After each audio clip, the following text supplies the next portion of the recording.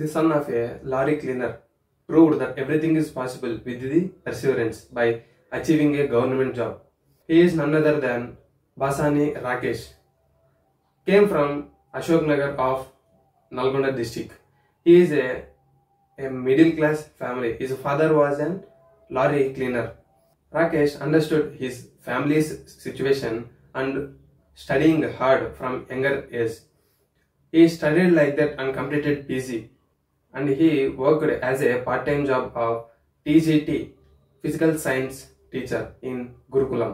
By working as a teacher in one hand and another hand, he was preparing for government jobs. In this context, he recently wrote the Hostel Welfare Officer exam, which was conducted by Telangana government.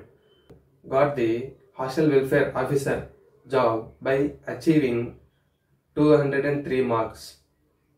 చదువు పూర్తి చేయాలి, ఉద్యోగం సంపాదించుకోవాలి అనుకునే ప్రతి ఒక్క స్టూడెంట్స్కి చెప్తున్నా, నువ్వు మొదటి క్లాస్ నుండి ప్రతి ఒక్క అక్షరాన్ని, ప్రతి పదాన్ని, ప్రతి వాక్యాన్ని, ప్రతి పేరాను, ప్రతి పాఠాన్ని, ప్రతి ఒక్క సబ్జెక్ట్ని చదువుకొని నేర్చుకొని రివిజన్ చేసుకుంటూ చదువు పూర్తయ్యే వరకు, ఉద్యోగం వచ్చేంత వరకు, లేదా ఉద్యోగం పొందడానికి ఏజ్ బార్ అయ్యేంత వరకు కంటిన్యూగా చదివితే విజయం నిన్ను విడిచి ఎక్కడికి పోతుంది.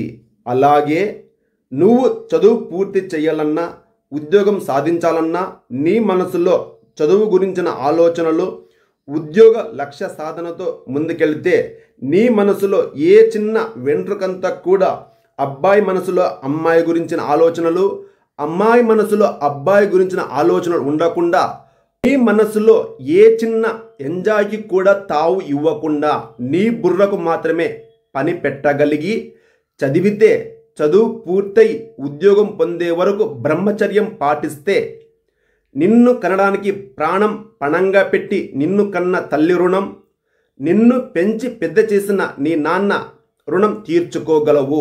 మా నాన్న చెప్పింది అక్షరాల సత్యం, అంతే కదా.